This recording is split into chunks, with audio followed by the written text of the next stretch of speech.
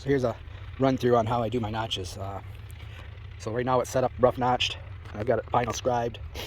The most important things notching is getting your scribe settings for your overscribe set right. So my long groove scribe measurement is 5.5. This is my long groove. So my notch is going to be 3/8 smaller. This is my notch. So 5 1/8 for my notch setting. My flyway is just going to be a 1/16 less than my long groove because I want it to contact. This is the flyway. I want it to contact here before the weight of the log gets settled on the long groove, so that this outside notch will tighten up first. There's enough weight that it will compress, and then this log will finally settle in its right spot after the shrinkage and the settling. So there we have it all scribed. Also overscribing the top of the log, the same 3/8 to give that room as this log shrinks. This log will settle and take up that gap, and I'll pull it down and do the notch. Okay, now that I have it down, first thing I'm going to do is I'm going to score my notch and then score the end of my long groove notch. Anywhere that I'm going across the grain with the chainsaw, I want to score or else it'll splinter. When I cut the long groove, I don't have to worry about it splintering because I'm cutting with the grain.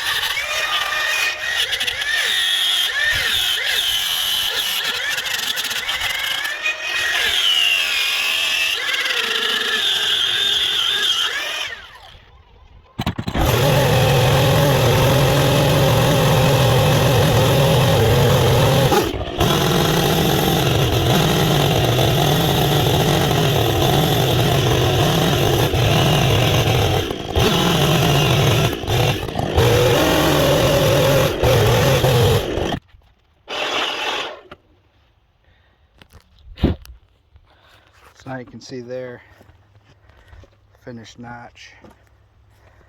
Flyway, we got to take a little bit more out than we would the long groove because we're not gonna, I still got to put a deep V on that log, but it does not go out on the flyway.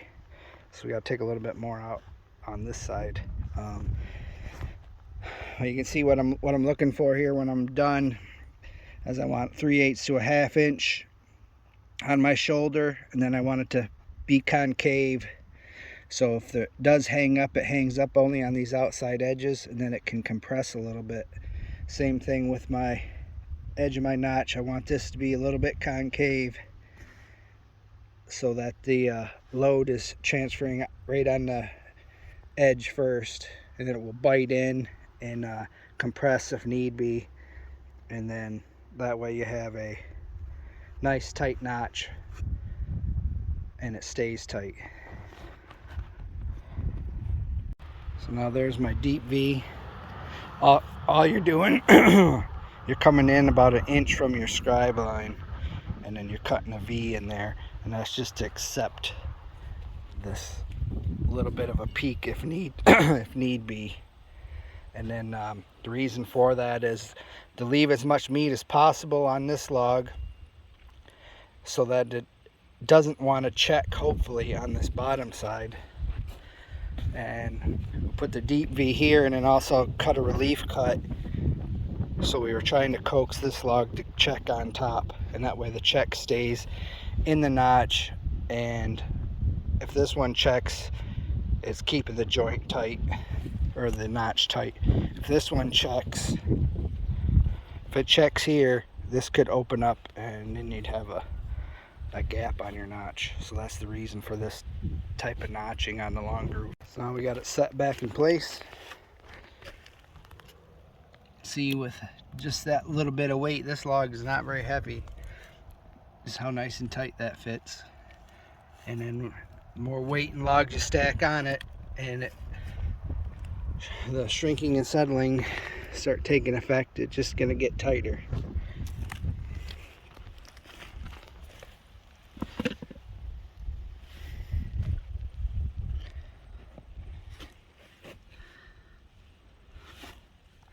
There's our gap, our engineered gap. We got some tabs. I don't know if you can see them there. This tab was scribed the same as my notch setting, so it's 3/8 different than my long groove.